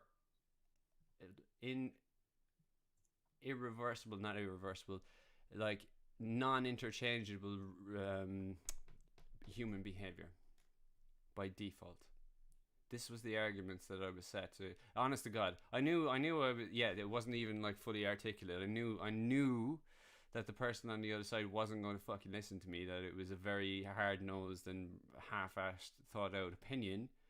But it's like, that's the default mentality that we have. Do you know what I mean? That certain things are proven in a book, so that is the truth. That is the reality of this. And I'm not talking about some sort of pseudoscience-esque, like, intentionally fucking skewed concept here. I'm not talking about that. Do you know what I mean? He hasn't a fucking clue what I'm talking about. He hasn't a fucking clue. Me? Of course I do. No, you fucking don't. I do. Right. So... I'm only joking. I'm winding you up. Tried to throw you under the bus there. Didn't work. No, it's all good. I did zone out for a little second because I tried to join us on the Twitch there, but what happened is I heard us from 5 seconds ago talking on top of you. So we got a little bit confused, and hence the wide-eyed look there for a moment. No, but one point you did pick up there on, which I think is something that needs highlighting, is exactly that. Is it was the media that destroyed Amy Winehouse. Yeah. In the same way, there's Johan Hari's just had basically a film version made of Chasing the Scream about Billie Holiday, whose life was entirely destroyed by Harry J. Anslinger during the start, I suppose, in the main uptake of prohibition in America in the 20th century. So, and we've got time and time again, look at what's happening to the Royals now. Rather than focus on a known paedophile, a guy that should be in prison, a guy that should be standing trial for it, they're going after Diana's kids for whatever bullshit they want to bring up on whatever random day. And it works as a good distraction because, as you said before, breaking news about some minor bullshit you don't care about, but we're going to saturate you with it on every platform so that no other subject can fill it. We don't want to talk about Brexit. We don't want to talk about food banks. We don't want to talk about fucking fuel crisis. We don't want to talk about environmental issues. We don't want to talk about drugs. We don't want to talk about anything of any actual meaning. But Lady Gaga lost a dog, so let's chat some shit. It's like somebody got shot. It's like, Jesus fucking Christ. Yeah. It's like somebody. I remember actually seeing that, and fucking just brushing over it, going immediately in my head, going, "Oh, it sucks that some person has been shot in that situation." But there was no fucking way I was clicking that shit. It's like I didn't even know someone was shot. All I saw was that it was a fucking thing, and it just. But again, it's for me. It's not really news. Like, news to me should be the common denominator. What is relevant to all? So politics is going to be always be fucking within that. Environmental issues always going to be within that. Geopolitical fucking and geographical issues around, say, like volcanoes or shit or earthquakes, or certain things that are relevant, and some things just really fucking aren't. We do not need to know of a random thing over here that works just because it's a nice scare story that can put a good spin on it. I mean, if you look at the bath salt story that got blown so fucking out of proportion that it ended up as like a zombie tale by the time it hit the press. And it was perpetuated on every fucking continent that has press. Yeah, I remember John McAfee being pulled into that insanity, although I'm pretty sure he's off the rails as well. You know, kind of way. He's a very interesting fucking character. So very interesting because I think he ended up. I'm gonna fuck this up. But I remember because he was on Rogan, wasn't he? Do you remember that episode? They called him in and he had to go through like 5 VPNs and shit because he was on the run in Thailand or some shit. And you know, he'd married some a young lady, very young lady, and basically was going around on the run cooking up bath salts. That's what he was doing. He was just, man, I'm not even. This sounds like I need a fucking tinfoil hat, but I swear. Well, I swear that I think that doesn't make sense. Perfect caveat. Yeah, right. No, that I could have sworn that I have seen an episode, or at least heard an episode with John McAfee on fucking Joe Rogan, and it was basically that. It was fucking mental. But you know, very interesting sidebar here is like, wasn't there a theory going around that a shitload of the viruses excuse me, were actually invented by security software engineers to ensure that their software was taken up en masse? Well, yeah, that has very much been a thing for a while, and it is something that a lot of the computer people that I know will actually say that you're kind of safe without antivirus software. If you put antivirus software, you're basically saying to shit that's out there, I've got something that you want. So you're advertising that. Whereas if you keep it raw and ready and real, nobody's interested in your shit. Yeah, in that sort of sense, you're hiding in kind of in plain sight. But it is interesting because I'm thinking of what the fuck I watched a documentary on it, but it was fucking years ago on a come down of all things, and it was on a grainy video on YouTube. But it was a documentary about a program that I can't remember the name of, that the Americans released, and it was basically they designed it to get loose on the internet, and they're giving it no kill date. And what it was designed to do was just invade software everywhere it touched to try to get into an Iranian nuclear bunker. And it was looking for specs for a very specific component within this. Once it found it, it could then kill them. So basically, the Americans decided the best way we could get this virus into that is to release it fucking everywhere. Yeah. I don't know. I mean, and so then you've got programs like that then coming out of governments that are then released. You've then got obviously what we all know from Edward Snowden, that was revealed with everything the GCHQ and the NSA are doing, as well as various other fucking organizations and institutions around the world. You know, our data is so, we're so observed, we're so into it. I mean, look now, there's 4 listening devices in this room right now connected. They're just constantly, and I'm one that's I'm cautious of this shit. But there's certain things you can't live without. You know what I mean? I mean, look at it. Yeah. We work with like standalone mics. So when I unplug the mic and the camera, they're dumb and they're dead. Yep. Do you know what I mean? I've got tapes over sort of laptops and things like that. But your phone, there's fuck all you can do with your phone. And we've known for the past fuck knows how many years that they have the ability to live turn on a camera and a mic. They need very little fucking battery. Yeah. They have that ability at one point at a certain firmwares, which end up getting patched up, and that loop gets closed.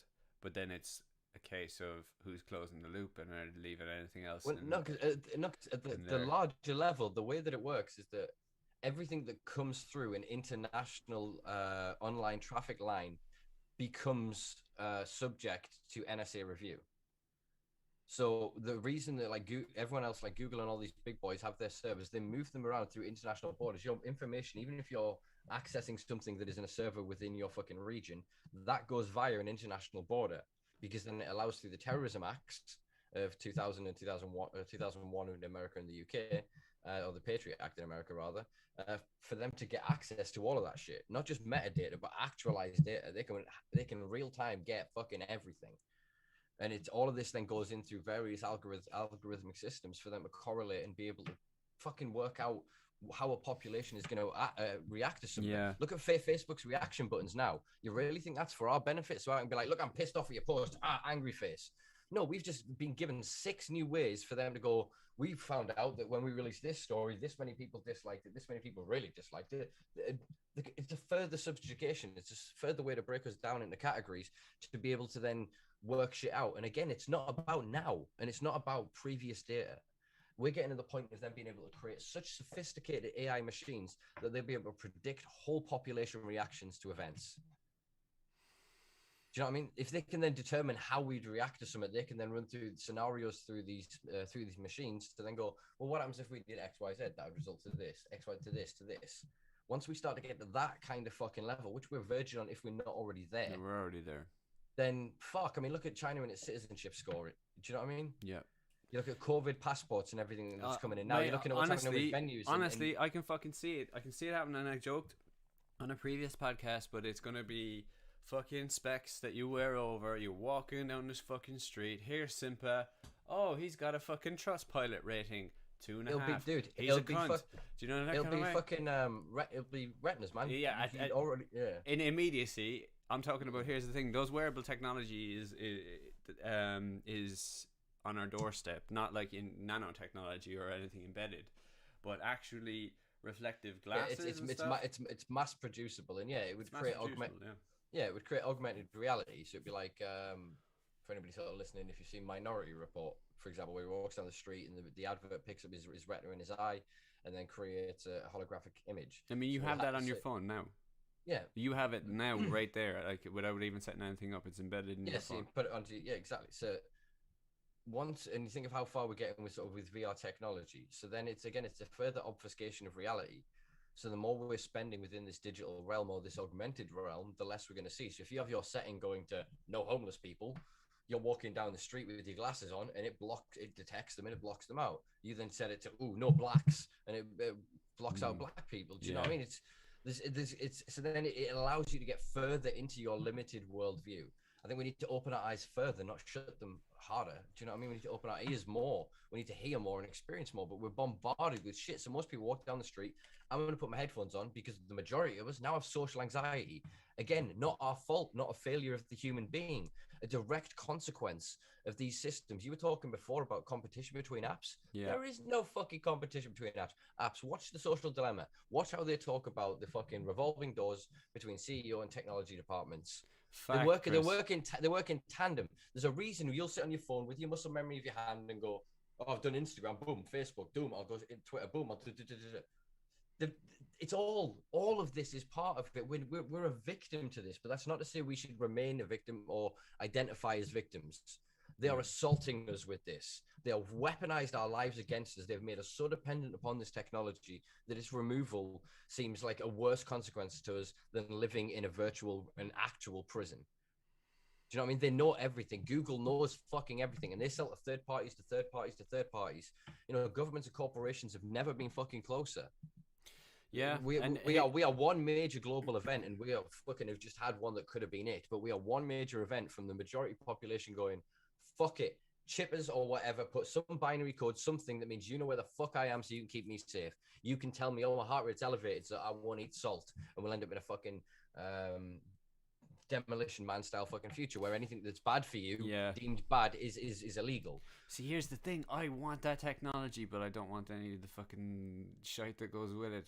Do you know that kind of way? I want no fucking attachment to it. Sorry. It's what you said about the pharmacy, the industry, though, before. Yeah, if we don't have with the idealized version. So again, if this technology and these concepts, the people that are pushing them, the victim unto themselves, they are suffering from the human condition, which is something we've talked about a lot, which is they're blinkered to their reality. If I was raised you, had your experiences, lived your life, I'd be sat there thinking as you, living as you. So because of their limitations of their experience, they think they're doing good. Remember, some of the worst things imaginable in human history have been done with good intent. People have thought that they were doing the right thing. They've invented something thinking it's going to be brilliant. That's then caused umpteen amount of fucking disaster and pain. And I think that's kind of where we're Oppenheimer is the perfect example of that, right? Yeah. What was the thing he said? He quoted Shiva, I think.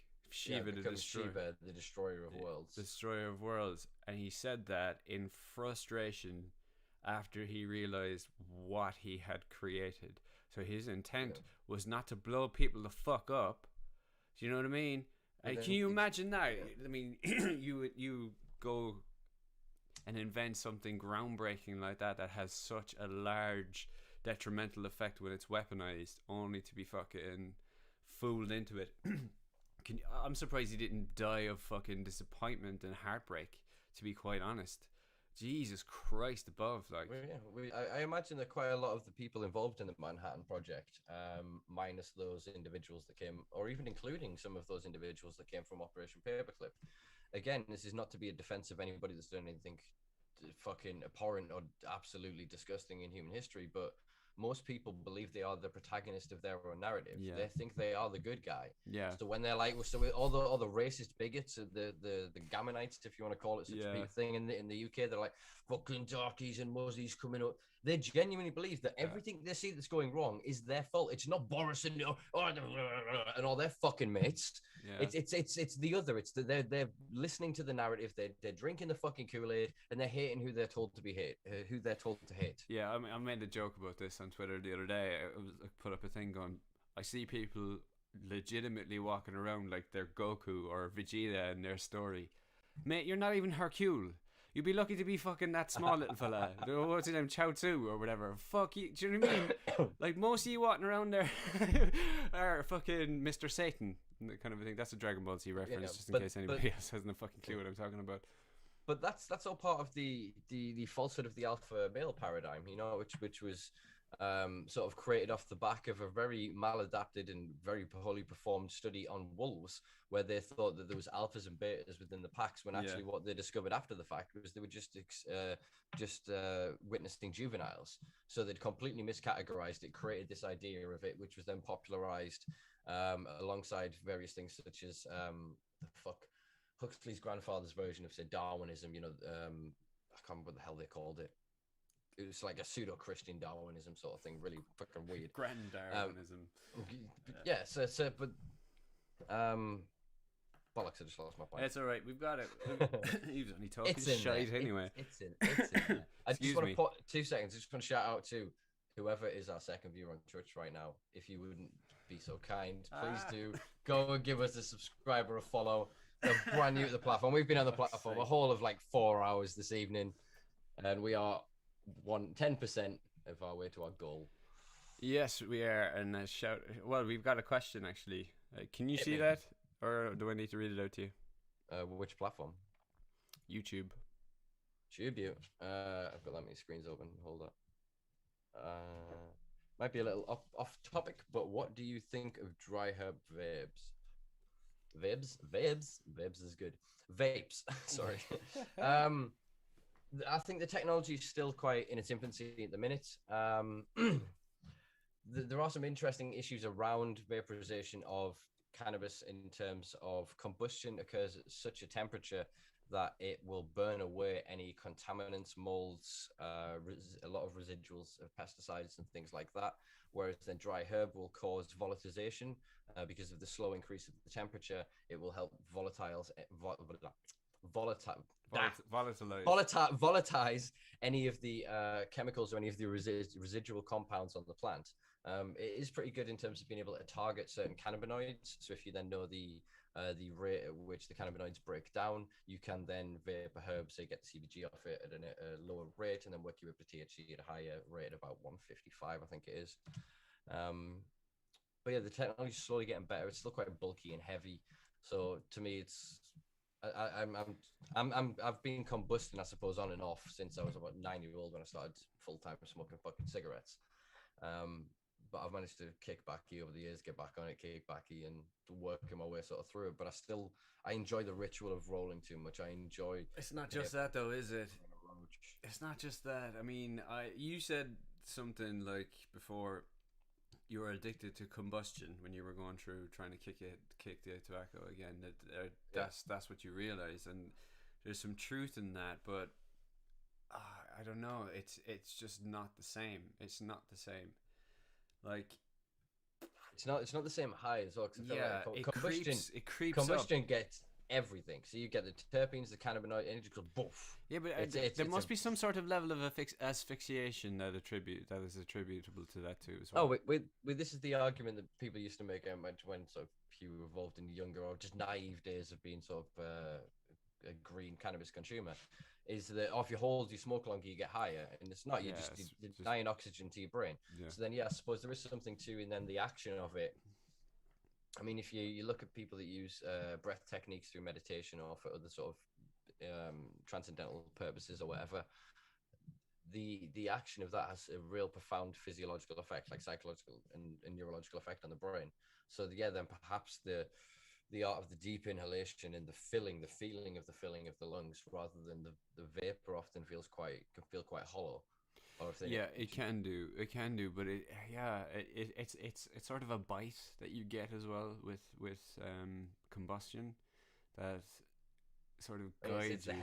It's the heaviness, and then you kind of draw, and then you give it that, you pull it into the lungs, and that's the thing for me. I miss is the however, then pull it in and out again. However, I mean, I'll make a bollocks of loads of things if you're not familiar with that right now. So I'm just gonna pull some random numbers out of my arse, and I don't want you to take them verbatim, but it's around about, I think, 17% of the THC that is, or whatever the terpenes or cannabinoids are actually get. I'm going to start it again. 17% get taken into your body if you're smoking, but if it's upwards of 70 to 80% or something along those lines of what you get out of a bag, say, for instance, have I got those fucking numbers right, do you think? Ish. I know that the idea is right. I don't know if the number's right. But yeah, there is I think a higher saturation rate, especially if you we know this if you then mix oils, for example. So if you then vape cannabinoids in a carrier oil, we know that because of the composition of the oil, it passes the lungs quicker to get in the blood, and it carries faster past the blood-brain barrier. So you get a higher effect. But then obviously they're quite often isolated products, so you only then get the one effect of that one cannabinoid. Whereas again, sort of the combustion of the plant, you'll get sort of more of. But then at a vape at a reasonable temperature, I'm still here. At a vape at a reasonable temperature, you will you'll get that effect. So I suppose quite a lot of it is probably psychosomatic. It is then being somebody that's as a combustor. It is. Then because I did for a while. The first time I really quit biking for a couple of years. I noticed the difference. The weed high was different when I used my volcano. When I used my volcano, it's a different kind of high. But unfortunately, again, maybe it's psychosomatic, but I end up feeling like I'm wanting something else. Yeah, do you know what? I'm going to be very flippant here. Maybe it's because it feels too clean. And because we're stigmatized so much in terms of, you know, when I think about it, right, that it removes that. It removes that sort of, ooh, this is a bit edgy. This is a bit off the cuff here. Whereas if you have, you know, the entirety of a bag at the correct temperatures, it's almost like inhaling fucking air, flavored air. Do you know that kind of way? Yeah. And it's like, ooh, this feels healthy. I don't feel like I need to sit the fuck down. I can actually go and fucking do stuff. Do you know that kind of way? And you can get blitzkrieged that way. You can. Do you know that kind of way? But in the end of the day, I think it's going to be a balance for me, and I just need to be a bit more fucking disciplined about it because it is better for you. So yeah, if we think about it though, so then combustion is going to be at higher temperatures, so it's going to cause forced carboxylation and oxidation of cannabinoids. So therefore, the dry plant, even if it's dry, is still going to have a residual amount of THCA. So it's going to convert the THCA through carboxylation to THC. It's then going to cause a further oxidization and decarboxylation to the THC to make that CBN. So then when you're combusting a spliff, you're taking the THC that's already converted through drying in the plant to CBN and the THCA to THC. So in the act of combustion, yeah, you are converting the cannabinoids into different cannabinoids. So therefore, theoretically, I guess, through combustion, you will be getting more CBN of a sedatory cannabinoid. So you'll be getting more of a heavier impact, as in you get that, you know, the stony forehead, your heavy eyebrow sort of feeling. yeah, Do you know what I mean? That's CBN sort of headache. Not a headache, but like heady sort of high of just like a woof, and then it usually is accommodated by couch lock or some sort of just like a no, can't be arsed. yeah, fucking. Yeah, there's a time and a place for a heavy indica though, like that, man, where you just go, oof, I'm chill now. I'm fucking chill. Time and a place for everything. Too many people shit on satimas and indicas. I hate the terminology, but we haven't got the new words for it yet. It's quite antiquated way of describing it, but for ease of convenience and conversation, yeah, exactly. But I need to caveat it because it's when a few years when the world's caught up with it, we're going to be looking at this going, how fucking stupid are we? Point being, anyway, that then what we traditionally call sativas or associated sativas get a bad rap because people say they can't handle them, makes them anxious or whatever else. Yeah. The combination of the terpenes and cannabinoids to make the profile for it are again useful for a time and a place. I love a good lemon in the morning. Something that'll pick me up. I wouldn't want to smoke the fucker at 11 o'clock at night when I was going to bed. So it's the same sort of thing. You know, it's a much more varied spectrum than say alcohol or anything else. The cultivars themselves, because of the unique combinations of the cannabinoids, flavonoids, terpenes, etc., means that they're so unique, and then it's your individual makeup, your this is true. deficits within your endocannabinoid system, your mood, everything else plays so much into it. It's far more of a quantum reaction, I suppose, in that sense, than it is just input, source, output. Do you know what I mean? It doesn't work. This is why they're struggling to standardize it with pharmaceutical double and triple blind studies. It doesn't fit into the modern pharmaceutical model. Cannabis, because of her nature, because of its very makeup, is it doesn't, there isn't a box for her. They've built this world in all these nice little configurations and they prohibit cannabis and drugs, and then they've kind of gone, oh shit, and they're trying to fit it back in, and they go, actually cut this bit off, that's a medical thing, cut this off, that's an industrial thing, put this in, and it's not going to work. Cannabis is a weed. You plant her anywhere, she's going to overgrow and smash the sides of those boxes. This beautiful Garden of Eden of ours that they've fucking concreted over, and they've divided up with all these walls and all these random borders and flags and bullshit nationalism. This planet is going to tear that apart. That might sound fucking socialist, it might sound a bit hyperbole, good, fucking crazy, but it's fucking true. Good. Weed will win. It will overgrow the governments. It will overgrow the nations. It will overgrow the fucking world. Be here longer than we fucking will be. I'll tell you that. It takes us away from disaster capitalism, from neoliberalistic capitalism, from surveillance capitalism, from any of the new worlds they're trying to build for us. It gives us the opportunity to live beyond that because it is the ultimate resource. It gives us power. It gives us clothes. It gives us foods. It gives us an opportunity to renutrify our soils, to capture the carbon from our air, to clean our waterways, to generate power, to store that power, to create quantum computing. It is literally the gateway to our future. Fuck being a gateway drug. It is the only gate that we need to walk through as a species in order to get from where we're going with the crumbling land before us to the paradise of tomorrow. And we either get there together, or frankly, we ain't gonna fucking get there. No. Because I ain't gonna fucking change the world, and you're not gonna fucking do it. Not by yourselves. Do you know what I mean? Big up, Simon. I'm happy to sit here every week to put the words to right, though. Yeah, I know. Or try at least. Wait, I'm just at the wrong camera. Oh, I'm in agony on my back, and I need. All right, do you want to phone call? Yeah. Oh shit! Right. Okay. So we wrap it up then. If you have any last minute comments or questions, get them in. If you haven't subscribed yet, I've noticed there's another person on Twitch, and we've only got one. I know 10 was a bit fucking problematic, but you know, go on. Hey, I'm happy with one, but if we get two, I'll be twice as happy.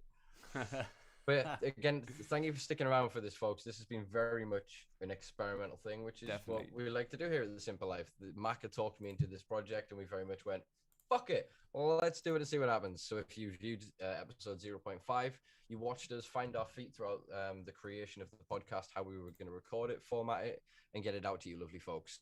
Now over 1,000 of you have downloaded it and been accessing it and listening to it, which is wonderful. We found our feet, I'd like to think, with that. And we'll find our feet with this. So we're new to Twitch, we're new to streaming live on YouTube, but we will be doing this on these platforms again in the very near future.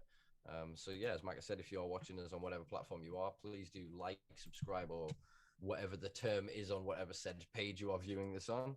Please do, if you've really enjoyed it, give it a share. And if you've really loved it, check us out on patreon.com/SimpaLife and chuck us a couple of quid a month to help us keep the lights on and to keep things going around here. It's been an absolute pleasure. Chris is begging us to do it a bit more regularly. We shall. But yeah, it's been a pleasure. I've really enjoyed this. It's nice off-cuff flow conversations. Good to have people who are involved.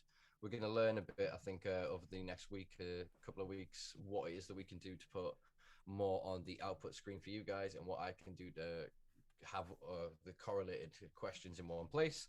But yeah, it's a learning curve. So thank you for joining us with this experiment. I do hope you've enjoyed it. Sonzi, send us some recommendations, mate, because I don't have much experience, to be quite honest. I'd like to actually learn a bit more, and you sound like you know what you're talking about. And I'm going to leave the context out there for Simpa because he hasn't fucking clue. I'm seeing it. I'm seeing it out of my eye. I'm seeing it. It's been a pleasure, folks. Right, as always, find